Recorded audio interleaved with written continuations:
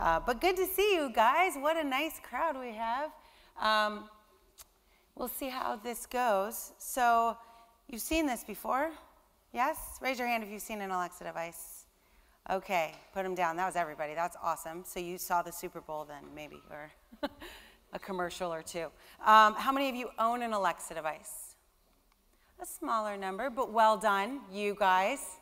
Love it. Okay, cool. So as you could tell, right, this Alexa device actually has a nice red ring on it, which means that Alexa is not listening to me right now. However, I have connected Alexa to the RDS Wi-Fi. All right, cool. Let's see how this goes. Alexa, what time is it? The time is 5:12 a.m. In Boston, which is where I'm from. So if I'm not completely coherent, now you understand. Alexa, tell me a joke. What's a pirate's favorite exercise? The plank. And she's full of jokes just like that. So go run and get yours today. So I'm going to mute Alexa again. Oh, actually, well, I'll come back to this. But we have a couple of interesting things I want to share with you today. My name is Noelle. I am an early adopter of Alexa. I built some of her very first skills. I've been building for Alexa since 2014, I guess. And my skills, some of you know them. If not, you certainly will want to. One is called daily affirmation, which you just ask it for an affirmation and it will say, "You're awesome and wonderful and people like you," and you can go on your way. Do you guys know like Saturday Night Live? Well, I'm not dating myself, but there's this guy, Stuart Smalley. Anyway, you can look him up on YouTube. I built it around that, but then it took off and people were actually seriously using it, so I got serious about it. Ended up building then 1 minute mindfulness, which is exactly what it says, 1 minute of mindfulness. Yeah, I know all of you are thinking, 1 minute, that's not nearly enough. Well, that's exactly what my reviewers have said, but I stand firm in my marketing, and I have not elongated my 1 minute mindfulness skill, because I think it's advertised in a minute. It should be a minute, but my customers, all of them, to the tune of, 2,500 reviews have said it should be longer than a minute. Don't fault people for doing exactly what they're telling you they're going to do. But I like it, so you should try that one. But I've built many skills, probably 20 plus skills are published on Alexa that I have either built or helped to build. And so my goal over the next 20 minutes is really to just share with you my journey, what was very different about it from a UX perspective, and then hopefully give you some inspiration to try some of this fun stuff yourself. So this is us, really, right? I actually have been part of probably the majority of this slide, right? Where when I first became interested in software and software engineering, we were just on that cusp of like moving from things like mainframes, which are still alive and well, thankfully, mainframes into a more user interface world. And then we were all part of that wonderful 2006 launch of the iPhone, which changed us forever. And now we're seeing another one of these kind of big shifts, right? I remember I used to teach for IBM, teach mainframe people how to write Java programming language. And they, at that point, had never used a mouse before. Like I'm teaching them, object-oriented technology, and they'd never used a mouse. It was very bizarre time. However, I'm in the same time now, right? I'm teaching people to write user interfaces, which when we say UI, people instantly think a screen, instantly. And now we do have a screen in Alexa, but we very rarely design for it, right? If it happens to have a screen, awesome. If you happen to be able to show a card or some kind of display, even better. But very rarely do we consider that as part of our user interface.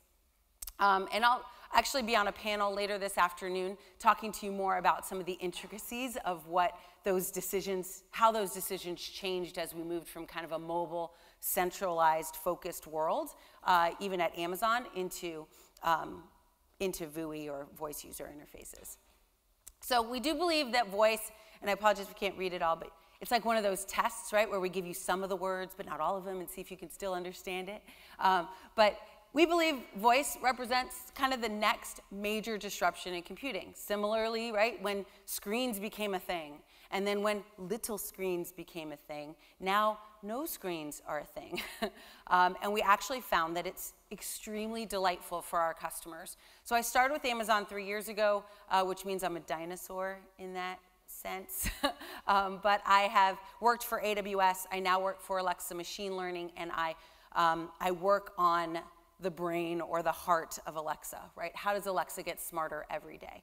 Can't really talk to you too much about all those pieces, so happy to discuss with you. I'll be here all day and the panel this afternoon, so happy to answer questions, over coffee or whatever as I see you. Oh yeah, feel free to take like Twitter pictures and stuff. I mean, I hope I get a copy of that picture. So I don't fully buy into this, but it just sets the stage for what we're talking about, right? Soon, touch could be gone, and all we do is talk. It's similar to what my dad used to think. He's an old Asimov, like, golden age of science fiction, loves, the ideas that were presented in those acts of fiction. But now, right, he's in his 70s. He actually was hit by a car, so he's cognitively probably more in his 80s. But I bought him an Alexa device, and he uses it every single day to turn on his lights with his voice, right? And he finds it fascinating, especially any Star Trek, you don't have to raise your hands, but Star Trek lovers, I know you are. We now have the ability to use a different wake word other than Alexa, which you heard me say. We also have computer, right? So now he can be like, computer, turn the lights on, or computer. He can even say, open the pod bay doors. I should totally try that for you. But it works. She has a response. But it's interesting because he never thought in his lifetime that would happen, right? When he read those books when he was 12 and 15 years old, he never thought in his lifetime he would be speaking to his software and having things actually happen. He navigates music like the best of them now, plays random classical music from composers I have never heard of, and I'm pretty much a classical buff. But he's like, oh, I went to that concert in 1952. And I'm like, wow, incredible. So it really opens up the world, not only for elder care, but also for little people, as well as anyone with disabilities who maybe can't see a screen, right? It just creates a huge opportunity. So though this is kind of like, you can imagine a day when we never have screens, Amazon's not looking to end the screen, even though Fire Phone was a rough experience for us. I owned one, I loved it. But we're not looking to end the screen. We're looking to really augment it, right? Add to it. And this certainly has turned out to be a pretty good experiment. So voice is going to be everywhere. You can imagine a time, and even today this happens. I used to live in Seattle before I moved to Cambridge, Massachusetts. And in Seattle, I was part of this wonderful ecosystem in Amazon where I could, at work, call Amazon Prime Now and say, which is our service that gets you anything within an hour. And I would say, oh, all right, I'm on my way home. It's Tuesday. We do tacos on Tuesday. I think it's actually International Taco Day today. I'm just saying. You might want to Google it. But so let's just say I wanted to make tacos. I would call or get on my phone and say, here's what I need for Taco Tuesday. You would imagine a time when Amazon's smart enough to know exactly what I mean by that. Sorry. Exactly what I mean by that, right? It probably will be a time where it's, oh, you order the same exact 12 things every Tuesday or every Monday night or whatever. So it goes out, grabs that stuff, and starts shipping it to my house within an hour while I get in traffic and spend an hour in traffic getting home. By the time I get home, the stuff I ordered is sitting on my doorstep. I pick it up, walk inside, and say, hey, Alexa, I'm ready to cook. Alexa already knows I made that order. Alexa already knows what I want to do and says, great, don't forget to set the temperature on your stove. You can imagine a time when your stove's smart enough to hear you say that, right? And it can turn itself on. Scary stuff, I know. It could be, the smartphone was a very scary thing when we first got it. So it all starts scary, and then it's cool. But you can see where I'm going, right? Where it becomes, it's just kind of conversational state you're always in with your device to help you get through, in this case, meal preparation. As I mentioned, maybe there's a time where I forget to make the order when I'm at my phone or at my desk with my phone. So instead, maybe I want my car to be able to take that order. Or I want my car to be able to navigate me because I'm in traffic, find a detour, and I don't want to have to open my phone. I don't want to have to click a button. I don't even want to have to click the button on my steering wheel. I know, first world problems, but it can happen. And I do find it's quite delightful, and it actually I have a dot. I don't know, I actually have one here, so I'll show it to you guys if you see me after. But I have a little dot. It's like a hockey puck size. Fits conveniently right in my cup holder. I tether it to my phone and Bluetooth it through my car speakers. And it's awesome. I can have it read me a Kindle. I can have it do Audible. You know, like, it's amazing. And of course, I can have it randomly play any music I can think to ask for. So I think it's really cool. The last part is really about bringing, that's like a living room, right? Bringing Alexa into the home. So today we have products like the Show. I've actually become very fond of it because it allows you to see the time and allows you to see what recipe you're on. You can even use your screen to kind of scroll through. So it does give us the ability to, in addition to our voice, design for what we call now a multimodal experience.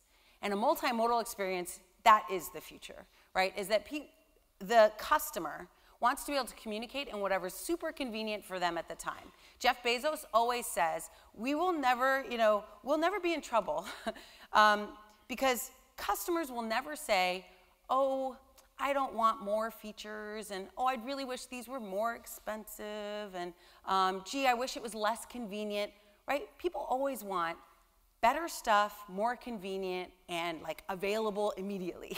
So if we're always indexing on those desires, we'll always be okay. And that's why our mission at Amazon is not about Alexa, it's not about books, it's not about really anything specifically, it's about customers. We want to be the Earth's most customer-centric company. So we look at our customers, and all of our roadmaps in our organization, including UX, is designed by the customer. And that's really what changes the way we do business.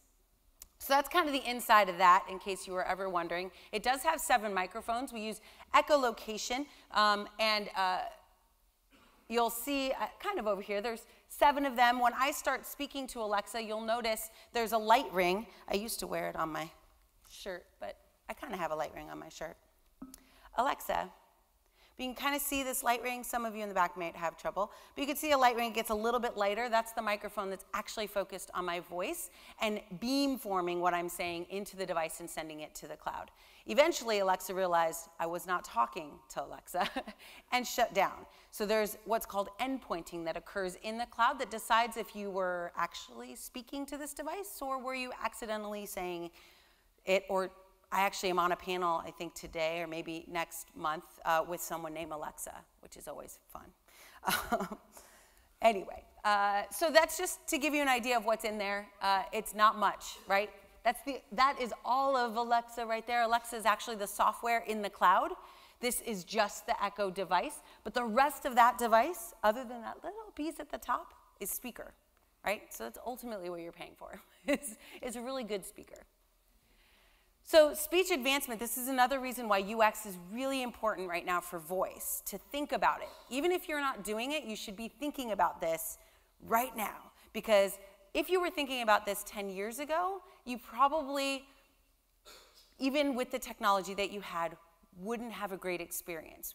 I won't say the experiences we might have had back then, even just maybe 7, 10 years ago. But our voice experiences were not delightful. Customers did not believe in them. They didn't end up working out very well. There's a reason why Alexa today is doing as well as Alexa is doing. And the reason is because our speech and language understanding has gotten exponentially better. And now we have even more players in the market, right? Like Google and Siri, and there's others, I'm sure, right? There's tons of startups that are building their own. There's this, I can't remember, it's like XAI or something like that. Anyway, but there's tons of machine learning tools that are being built, all of which require a good user experience, and most of which were not created by people that excel at that, right? So huge opportunity. So in the store, one of the things that differentiates Alexa from any other platform, really, is the ability for us to improve Alexa and make Alexa smarter ourselves as individual contributors. So as I mentioned, I was not working for Alexa when I started building apps for Alexa or skills for Alexa. So my daily affirmation skill I actually built as part of a challenge at work, but none of us worked for the team at that time. And then I was like, whoa, this is pretty fun. Now, so at that time, I think there were 140 skills in the store. There are now over, I think this is even now 16,000. It's growing massively. It'll be 20,000 in a month. Like, it'll just grow exponentially from here as well. But this is your opportunity, right? Like, just think about the App Store when it only had 10,000 apps in it. Now it has billions, and we're still leveraging it quite heavily every day, or at least I am. So this is the skills concept is how we build applications for Alexa, how we make Alexa smarter all the time. So these are our devices. Some of you might be Kindle owners or Kindle Fire owners. One of the really interesting things that happened recently is your Kindle Fire became a multimodal Alexa device. We released a fix or a over-the-air update, and that over-the-air update enabled your Alexa device to operate this way. So you couldn't call it, like it wasn't what we call far field, meaning I could stand far away and be like, hey, Fire tablet, turn my TV on. You couldn't do that. But what you could do, though, is go up to it, press a button, and say, open Kindle, or start my latest audiobook, or resume my, my last Kindle read. And it would, rather than you having to press a button and slide and click and go down a menu, right? It would just instantly do whatever I was asking of it. And that's kind of what we're looking to provide, that contextual, instant gratification of I ask, I get, as opposed to me having to navigate to any degree. So these are all of our devices. This is the Echo thing that I've got right here. It does have a battery base just so I can carry it around, but that's an accessory. Some company made some money building accessories for Alexa. I invested. The Tap, that is the one that is portable and small, but why would I carry a small little Alexa traveling internationally? I didn't do that. And then I do have a couple dots with me, so I can show you guys those as well. But that's just to give you an idea. So this is just a little understanding of where we are with devices. This is the longer tail of what we're doing with Alexa. You can imagine Alexa pretty much on anything. And why can you do that? Because any company has the ability to leverage the Alexa APIs into their hardware. It's how I started at Alexa. I was a solutions architect for our Alexa voice service, which meant I worked with companies that were building in-car entertainment or infotainment systems, that were building refrigerators, that were building televisions. Today, we currently have, I say Alexa, we currently have a collection of these devices either in development with these partners or are already on the market, allowing you to integrate Alexa. We have, for example, of course, phones, apps are available that have Alexa built in. E-readers, our Kindles, are also available. Alarm clocks, well, I use my dot. Fridges, I don't think we're there yet, but you can see where we're going, right? It could be in anything, and ultimately it's our Alexa everywhere, or really voice everywhere methodology. So how does this happen? It happens through the skills kit. It's kind of the, rolling to the end, getting you're probably thinking to yourself, I'm so excited, how do I start right now? I've opened my laptop, I'm ready to build a skill. If you're not, you will. Skills, meaning the apps that you build for Alexa, it's the one thing you can do today. Let's say you have a brand in mind, your own brand, or let's say you worked for a marketing agency or you work for a brand. What's one thing you could do right now that might be delightful for your customer? Try and think about it. I'm going to answer the question, but think about what you might think. The customer will get a new way of interacting with your brand. Again, you might not even be providing like a brand new flashy service, a brand new piece of functionality. It's something they might do every single day, but instead they get to do it with their voice. You'd be surprised how childlike people become when they realize that they can say something and it happens. Like I said, like with my dad, I have my dad who is 70-ish, and I have 4 children, and my youngest 2 are 2 years old, and so the same level of excitement occurs when we turn the lights on in our house with our voice. And we've been doing it for a couple years now, and still every time, it's like, wow, that's so cool. And it is cool. But imagine, like, that would be amazing if you could provide that level of excitement, even for the smallest thing to your customer. It's just that little thing. It creates a connection with your customer that they really can't get anywhere else. And like I said, it's pretty darn delightful. We're creating what are called voice-first apps. We say voice-first because, as I mentioned, we are doing multimodal. We are doing multimodal devices. So it's not just voice, but it should be voice first because, like I said, you just don't get that level of delight with any other thing than just being able to say, hey, rather than go 3 levels down in a menu, can I just ask for that? And being able to accommodate those requests. So this is the Alexa app. It's actually old, I think, this image. It might be the one that's in the Kindle app store. But we have an app on a phone. If you own a device, you would have this app because you need it in order to play. So in order to set up your first device, you have to set up an Alexa app, and this is how you configure it. I just did it in order to configure Alexa to work here. So this is what the store looks like. I didn't want to be self-gratuitous and like have all of my apps on display up here. That would have been a little bit too much. But lots of them to choose from, and I know most of these developers. I built many of the tutorials that we currently have to help you. So if you go out and Google how to build an app for Alexa, chances are, if you're on Amazon's website and developer blog, you would find me. So you're welcome now. You and I, we're close friends. You can now email me or hit me up on the tweet. I would be happy to answer any questions that you have. And I totally do it. People, you'll know if you are in my Twitter circle. I'm super responsive. But this is how people find us, how they find your brand. You'll notice there's this kind of big banner. So every so often, if you have if you create a relationship with Alexa, with our marketing team, they will actually feature you big time. I've never been featured that way, but it's just as meaningful to get featured in some of these smaller areas. It increases your utilization of your skill by like 900%. And I'm speaking from experience on over 20 skills, at least 900%, sometimes even more. So it's nice to be able to get there. Again, you might ask, how do you get there if you're with 16, 20,000 other skills? Well, we have one thing we're looking for, and that's customer satisfaction. So all of our top-rated skills get featured. You'll notice they all pretty much are in the 4s and 5s.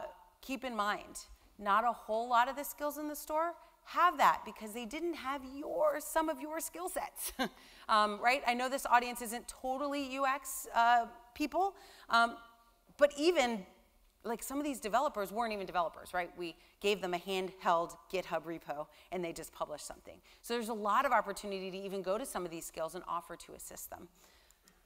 So the framework that we use, we have Alexa Skills Kit for you to build skills for your brands. We have Alexa Voice Service if you happen to have hardware associated. Let's say you're building an earpods, or let's say you're building your own tablet. Maybe. We tried the Fire Phone, so you could do that.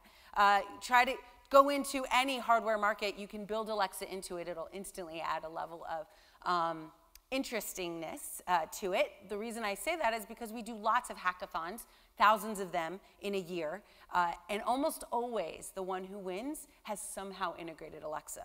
Why? Because it's just cool. Customers think it's cool. And being able to leverage that relatively easily without shifting any major active development in your organization, it might be a useful thing to think about. All right, so just some skills that you should think about when you're building, right? High value. So here's my super sneaky trick. I've built several brand-based skills, and what I did is I went into their websites, and you DevOps people might be able to help with this, went into the websites, identified the most popular click trails. What are the most popular things on a website or mobile app that people click through? Pick one, and then like get that working. Or in my case, I usually pick 10, because I like a challenge, like demoing live, right? Nobody really does that. But I do, right? So pick those top 10 click trails, things that people all the time go click, click, click to get to on your website. And I guarantee you, if you create a intent structure, or in other words, the ability for someone to execute that same request with one question to Alexa, they might be happy to do that. It might work out really well. It has worked out for me. So that's kind of my first and foremost kind of tip for building. But the other thing is think about all the different ways that someone would talk to Alexa. And I'll talk more about this in the this afternoon in the panel, so I hope you'll join me if you're interested in this world. But there's a lot of work that goes into how do we make sure that if someone uses a slightly different phrase, Alexa doesn't fail. So your skills should evolve, your users should be able to speak naturally. That's part of accommodating, right? The difference with this UX is that it's not like a button, and the button looks pretty much the same to everyone. Everyone talks differently, and you have to accommodate them all. It's not called computer intelligence, it's called artificial intelligence, right? And guess who does the artificialing? That'd be us, right? So we build what makes it look intelligent to the user.